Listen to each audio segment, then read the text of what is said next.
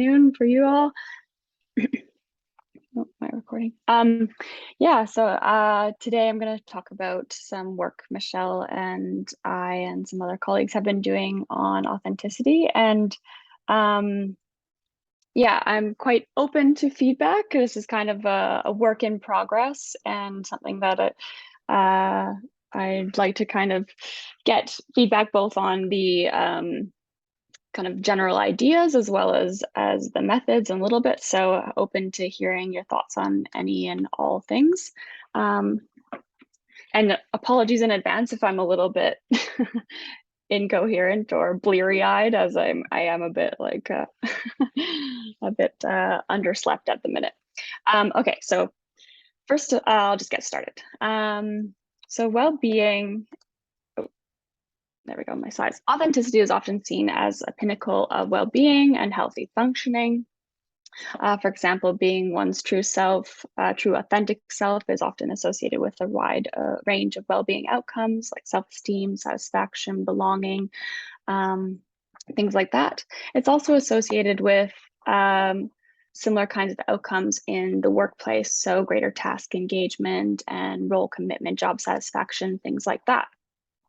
And so it's perhaps not surprising then that authenticity has become quite a common buzzword in organizational settings. So popular outlets such as Forbes and Harvard Business Review regularly publish articles encouraging people to be their authentic or true selves at work, arguing that authenticity has positive impact on workplace well-being and productivity. Yet the very same articles that tout the benefits of workplace authenticity also caution people to tread carefully when attempting to be their true selves at work.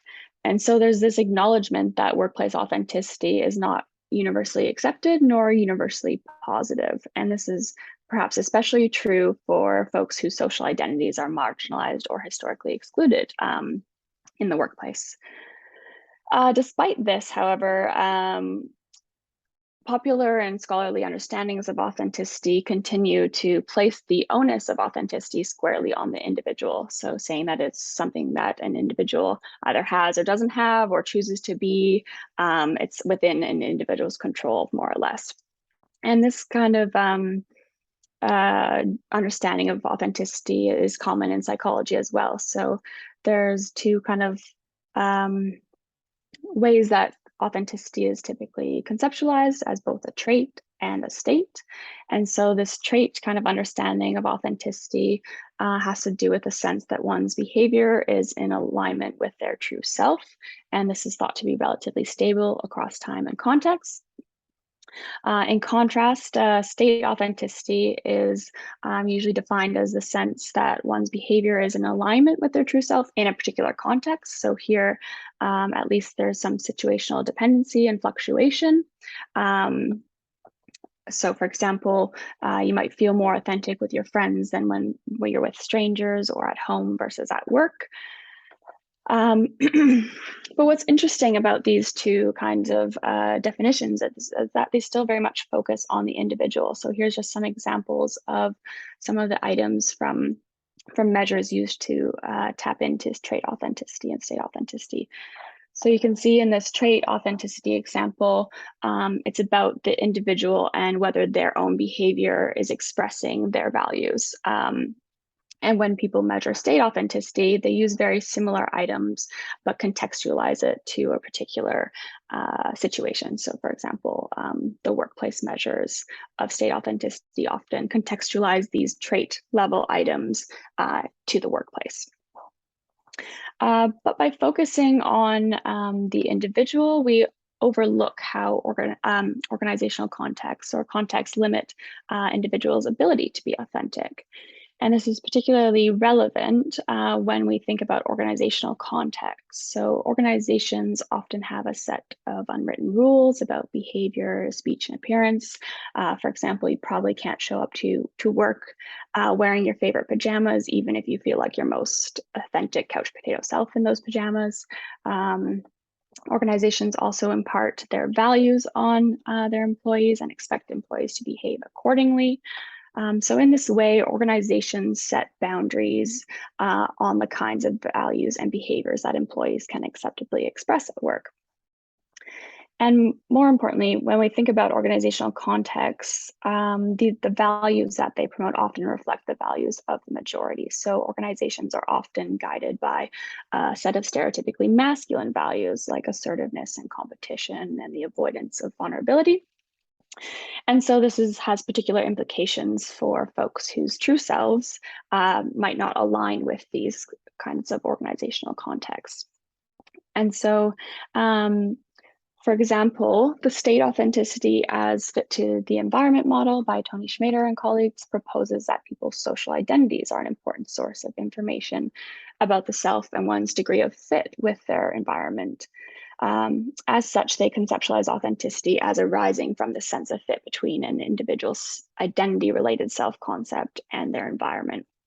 And so by this account, members of majority groups, for example, in the workplace, are more likely to access authenticity and well-being because they are more likely to perceive a sense of fit between their social identities and the organizational context. Whereas members of marginalized groups or historically excluded groups are less likely to access authenticity because they're less likely to perceive that their identities fit with the organizational contexts that are constructed, inhabited, and managed by majority group members. So in our research, rather than focus on what individuals can do to increase their sense of fit with their organization, we instead focus on what organizations can do to increase fit and well-being for their employees. So today we're going to talk about some work we've doing looking at shifting, looking at how organizations can facilitate or constrain individuals' ability to be authentic. So shifting that onus of authenticity from individuals to organizations. And this approach is consistent with definitions of inclusion, which stress the importance of the group making room for and valuing individuals' authenticity rather than individuals changing to fit the group. So to give you kind of a sense of kind of the goals and overview of this research, first, we wanted to look more broadly at how authenticity is conceptualized and examine whether authenticity might be a better predictor of workplace well-being when it's conceptualized as a feature of organizations rather than individuals. And second, we examined whether experimentally manipulating this kind of new organizationally impacted understanding of authenticity might have an impact on employees' job satisfaction and commitment. And finally, we examined whether manipulating organizationally impacted authenticity in a social identity relevant manner might impact women's sense of organizational fit and workplace outcomes. So in this first question, is authenticity a better predictor of workplace outcomes when it's conceptualized as a feature of organizations rather than individuals? We conducted one study to answer this question. Here we surveyed 388 prolific users who were between the ages of 25 to 65, so working age, and all of them were employed full or part-time. And we randomly assigned them to complete one of three possible measures of authenticity. So the first condition that participants could have been assigned to was this trait authenticity condition, where they completed a typical measure of trait authenticity taken directly from the Kernis and Goldman authenticity inventory, a really popular kind of trait authenticity measure. And then a second group of participants completed the state authenticity at work measure. So here they completed that trait measure of authenticity, but contextualized to the workplace context. And I'll show you an example of these items in the next slide. And then finally was our kind of reworded measure of organizationally impacted authenticity. So here we're actually focusing on what the organization is doing to encourage or allow people to be their authentic selves at work. And we followed these measures with measures of job satisfaction and commitment. So pretty kind of standard measures of these constructs, items like I feel satisfied with my job and I'm committed to maintaining my role in my organization. So here I'll just give you an example of these items in these different conditions. So in the trait authenticity, very similar items as what I showed you before. So I find my behavior typically expresses my values. The state authenticity at work condition, participants answered the same kinds of items, but this time we added the stem at work to the item. And then for our organizationally impacted measure, we shifted the subject to be about the organization. So here the item is, my organization encourages me to act in a way that expresses my personal values. So what did we find here? The first outcome was job satisfaction. So we found that our organizationally impacted measure of authenticity in red here was more strongly associated with job satisfaction compared to participants in the trait or the state conditions, so the orange or the blue lines.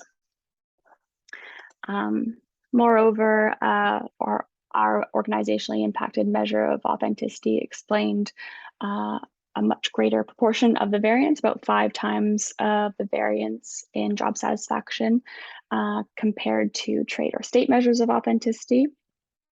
And the same kind of pattern of results occurred for the commitment to career. So again, a stronger association between organizationally impacted authenticity and participants' reported commitment to their career, suggesting that examining the extent to which organizations allow for their employees to be authentic is important for understanding well-being in the workplace. But of course, this data is also correlational, so we don't have any kind of causational relationship here, but we followed this study up with a more experimental manipulation of organizationally impacted authenticity to look at the impact on job satisfaction and commitment.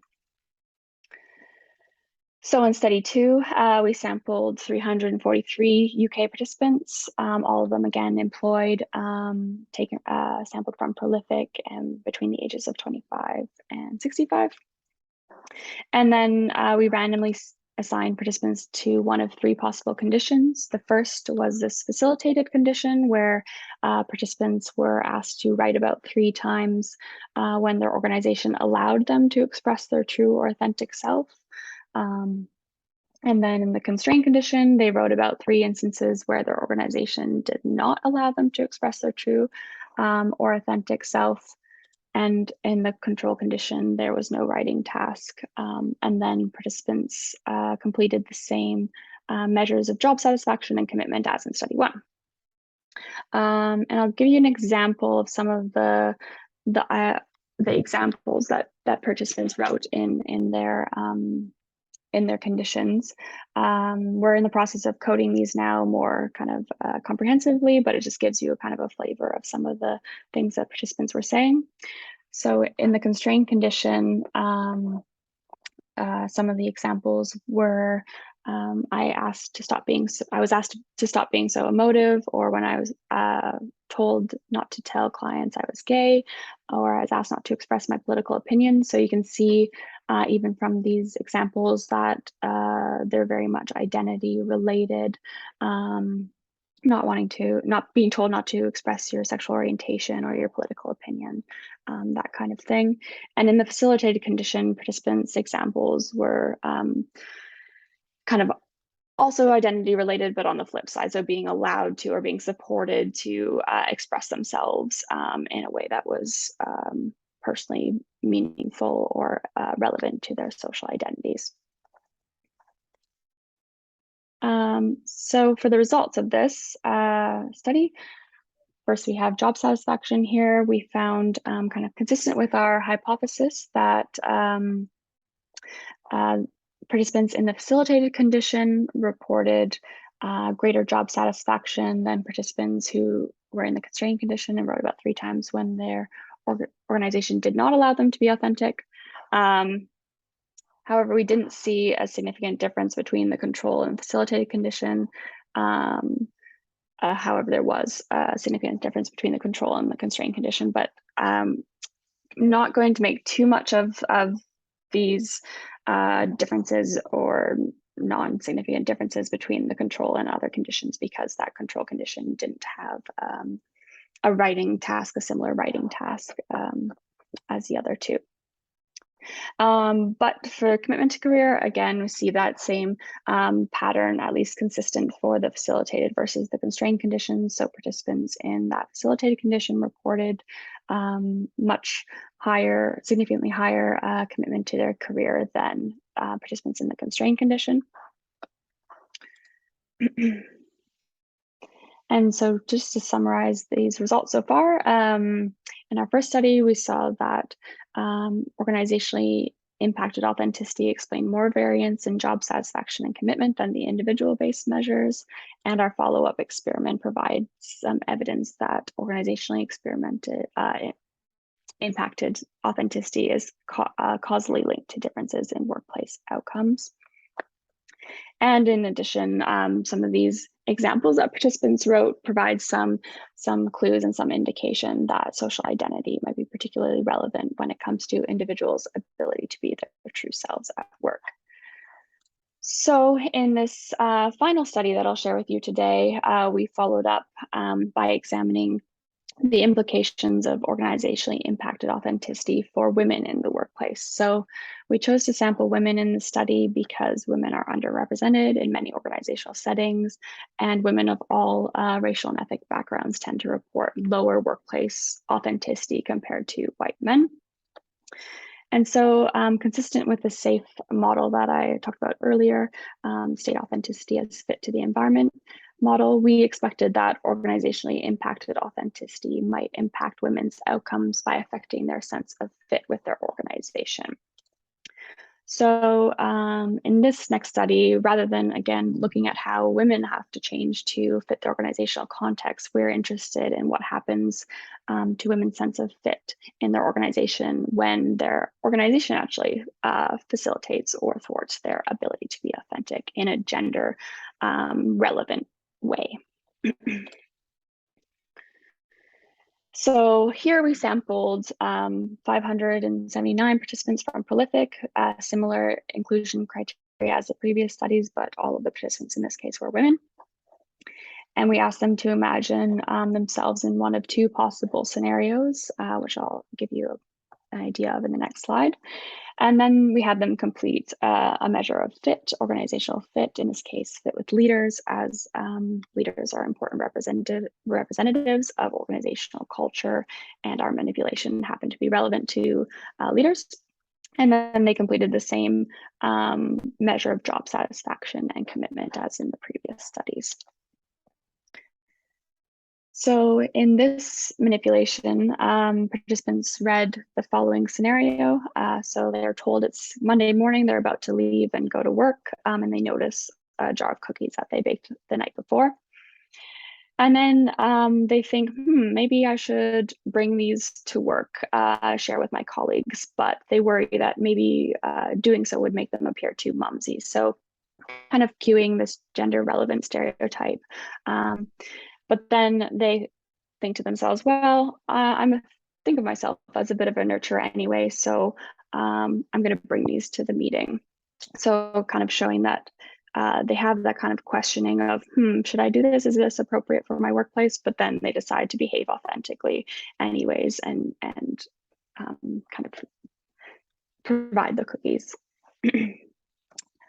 So in the facilitated condition, after they read that scenario, they read the statement that their boss thought it was great that they brought the cookies and it makes them stand out professionally, and everyone really enjoyed them.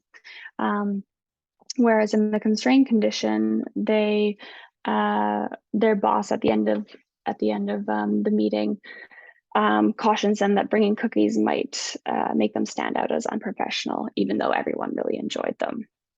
And our pilot study of these scenarios showed that there was a significant difference in this organizationally impacted authenticity as a function of condition, even controlling for positive and negative affect. So Consistent with our predictions, participants in the facilitated condition reported that they would experience greater fit with leaders and in turn, greater job satisfaction.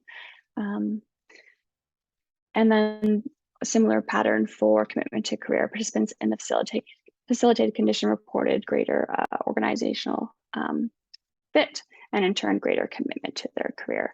Keeping in mind, this is these mediation models are based on kind of correlational data. So overall, our findings provide evidence that organizations impact individuals' ability to be authentic and that this has implications for employees' well-being. As such, these findings highlight how organizations are both gatekeepers of employee authenticity as well as a critical avenue by which employee outcomes can be improved. We also found some evidence that organizationally impacted authenticity affects women's workplace outcomes via their sense of fit, which suggests that organizations can mobilize to increase organizational fit, particularly for employees whose social identities have been historically marginalized or excluded in the workplace. And that leadership might be a key conduit through which organizations can encourage authenticity, for example, through boss kind of encouragement. And so finally, some future directions. There's a lot more to do in this space. Some of the immediate future directions are looking more closely at participants' examples of how their organizations constrained or facilitated their authenticity and doing some kind of more qualitative coding of those examples to see what participants actually think. And as well as thinking about some other possible manipulations for organizationally impacted authenticity. For example, using a cultural statement or employee testimonials to manipulate organizationally impacted authenticity in a way that doesn't manipulate affect in the same way. So in study 3, there's kind of the boss is either encouraging or discouraging the employee. So trying to think of other ways to manipulate this organizational authenticity without shifting the affect of the situation or the valence of the situation too much. Yeah, and with that, I'll leave you with a final kind of take-home message from this research so far, which is that organizations and not individual employees must adapt to facilitate the authenticity and well-being of their workforce. And that's it for me. Thank you all for listening and being here on this Friday afternoon. And thanks to Michelle and Tony Schmader and Sarah White for their insight and mentorship and collaboration on this project. All right. Thanks very much for that. That's super interesting. Does anyone have any questions for Alex?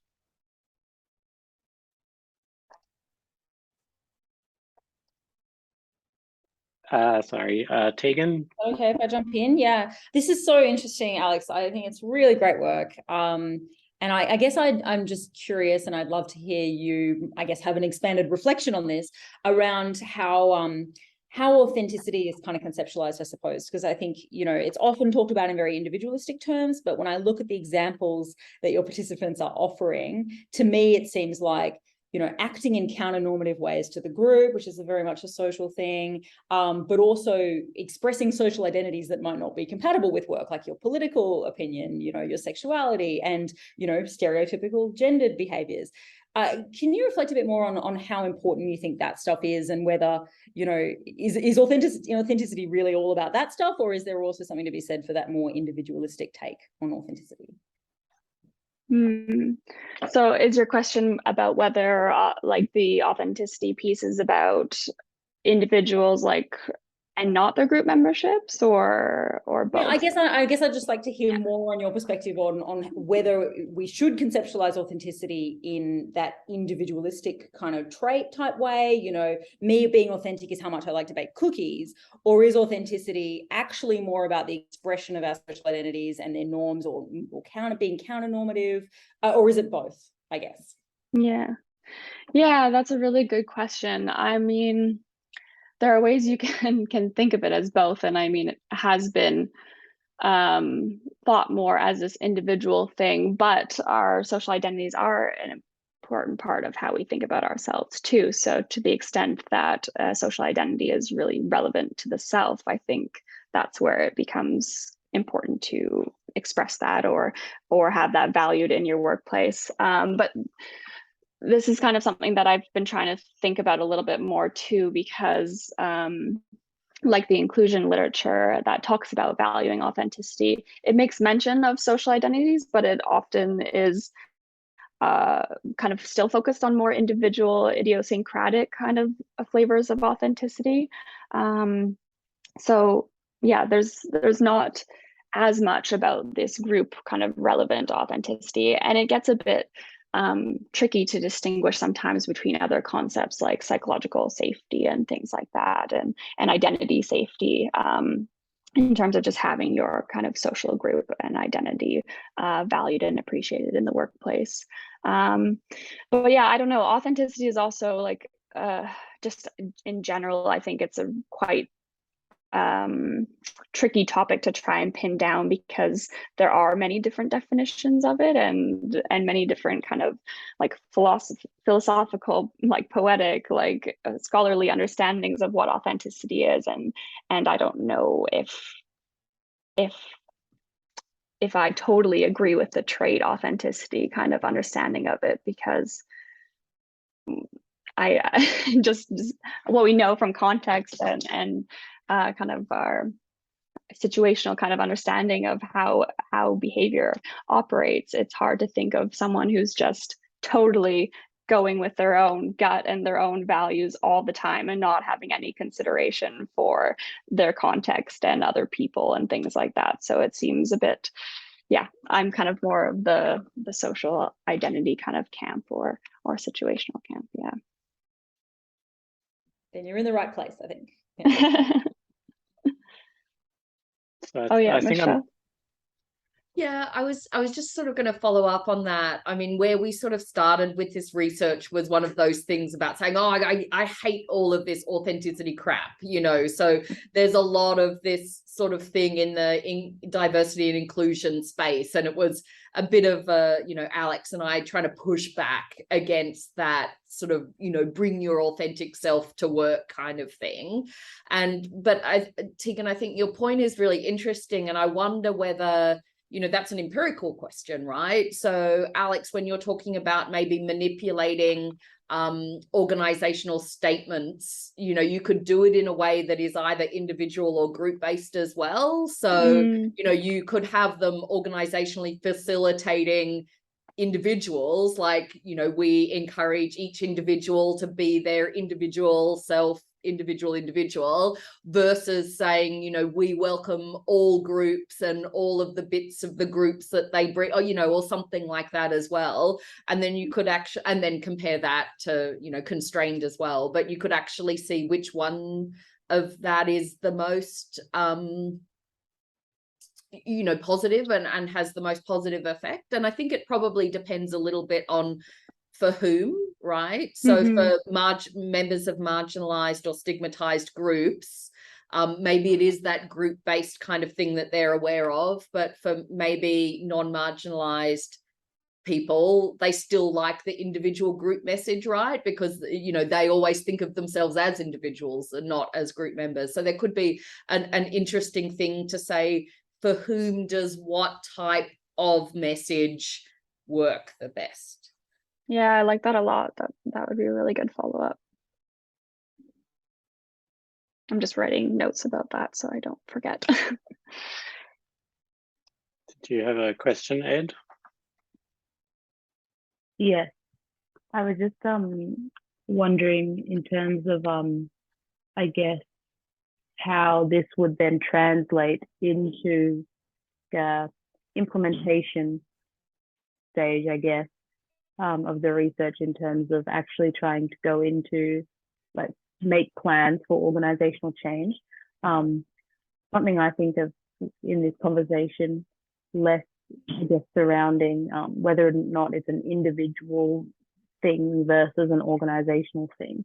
but like in the case that it is an individual thing, how do you balance encouraging people to be their individual authentic self while still emphasizing that organizational and workplace goals are important, and not saying that like and like emphasizing the fact that individuals have unique contributions to goal attainment for the group, as opposed to just saying that we value everyone's individual contribution, individual goals, and what they want to bring to the table. Like, I guess in these kinds of things, I always think it's interesting to think of the organizational level implementation stuff, because organizational psychology seems like some place that has the most potential for implementation if you can frame it right. But then if you frame it wrong, it's like no chance. So it's an interesting field, but yeah, that's just my thought on it.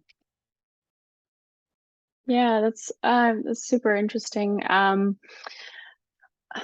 guess, yeah, for me, it's hard to, I think it kind of starts with the organization, right? And in a sense, like you can't be your individual self, whatever that looks like, if it's not safe for you to do so. So I think there's lots of work already in this space on, diversity and inclusion and things like that. But the authenticity piece, I think what it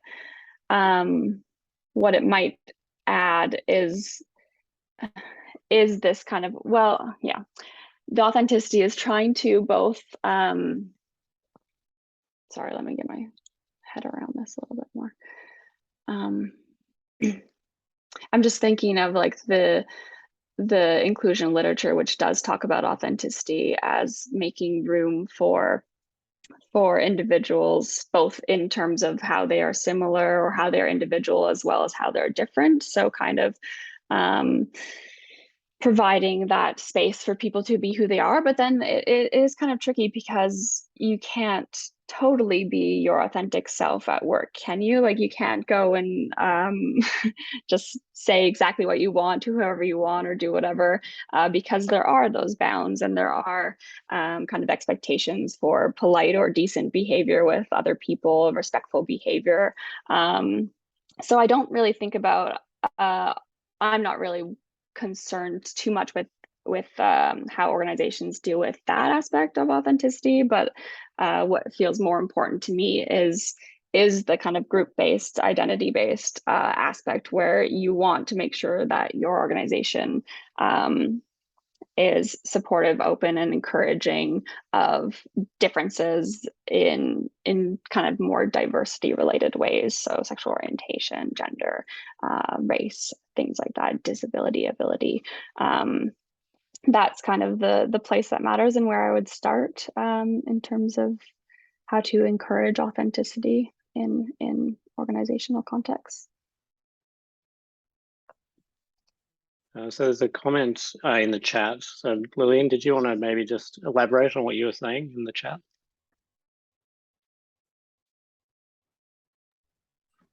Sorry, answering an email on another screen. No, I don't really need to elaborate on that. It was just a kind of a thought. So I have myself been trying to pull apart belonging in the same way you've tried to go at authenticity. And I think there's a lot of stuff in the belonging literature that kind of takes this similar idea of an individual finding somewhere they can fit, rather than changing their perception of themselves to fit the group. And I think there's probably some stuff in that. And so one of the parts we've been following is looking at norms for heterogeneity and how they might increase diversity and inclusion in a group. So it's still at a social level, and it's still a social norm, but it's actually a social norm for, I guess, to some degree, individuality, and how that might actually be implemented. So I guess it has some relatively obvious applications in a sort of organizational setting like this, where, an organization can make statements about norms for heterogeneity that don't necessarily say you have to bring your own authentic individual self to the office, which might be difficult for people who maybe don't know what that is. And so it would actually just allow people a little bit more latitude. It was just a disconnected thought. I'm happy to throw to Andrew for a much more thought through question in the chat there.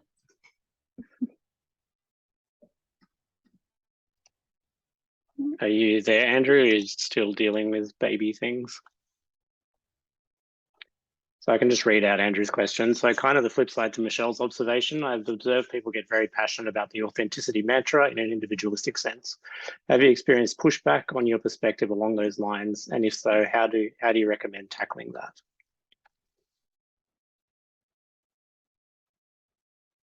I mean, Have I experienced pushback? Not so far, which is good, but maybe that's a product of the audiences that I've presented to.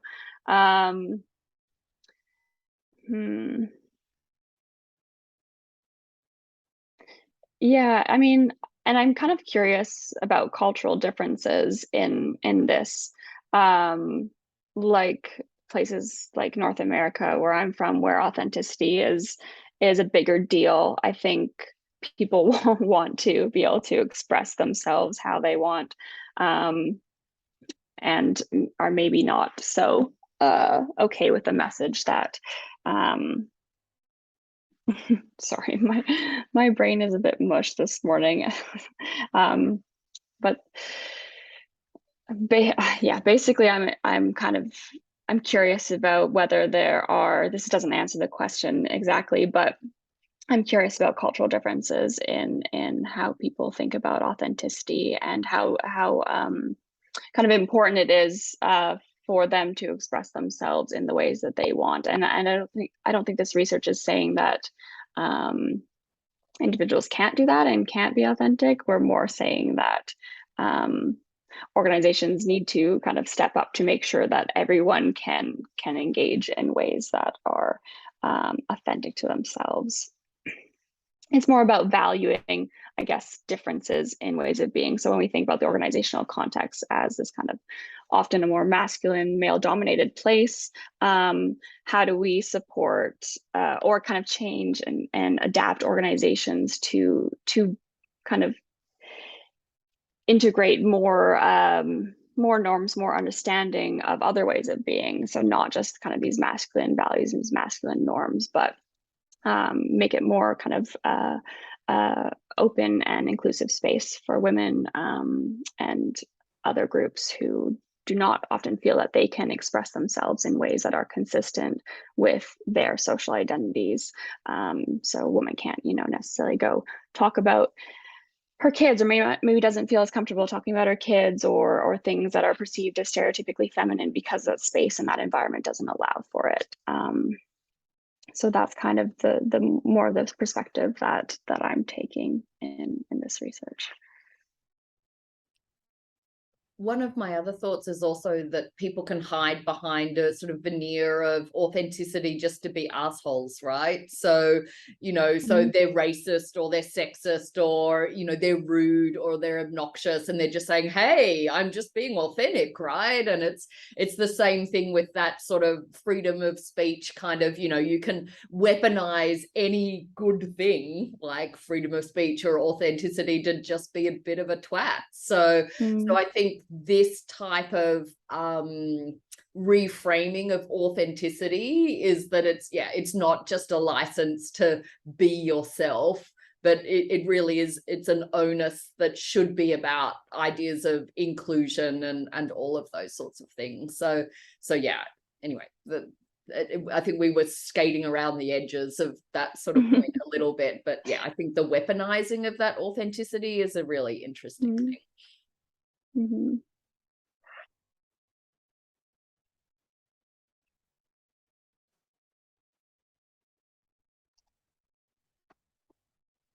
So Andrew's just responded in the chat. So thank you, Alex and Michelle. The role of authenticity mantra as a cultural and political tool would be fascinating to explore from a social identity perspective.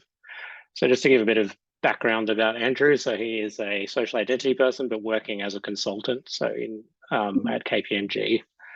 So coming probably partly from that perspective. Does anyone else have any other questions?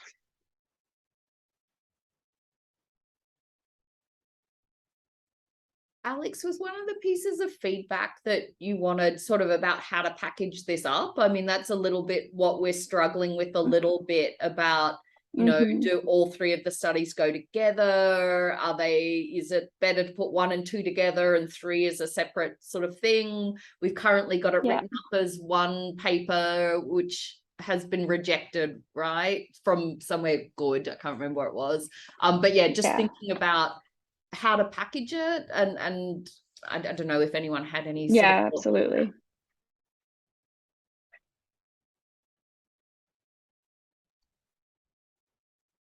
So does anyone have any thoughts about how to package, where to submit, that kind of thing? It's not really an area I'm super familiar with, so I don't think I'd be able to give any meaningful advice.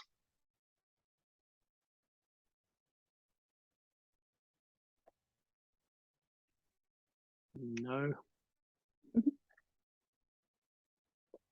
If anyone has any thoughts, obviously you can email Alex as well and give her your thoughts. Andrew has put another question in the chat, I think. So speaking of KPMG, would you be interested in giving a very similar talk for an internal KPMG audience? Yeah, for sure. That'd be great. So maybe when you're actually in Canberra, you can go over to KPMG. Yeah, sounds good. Yeah, thanks for everyone sticking with me. I'm sorry I'm a bit out of it this morning, but it's really helpful to hear this feedback, and yeah, even just working through some of these ideas and how to kind of frame it is useful. So I really appreciate you all being here and helping with that today. Cool, thank you. So yeah, we might leave it at that. So thanks again, Alex. So we can just give her kudos again. So we'll see you again for our next group think in 2 weeks. So thanks again, Alex. Thanks, everyone.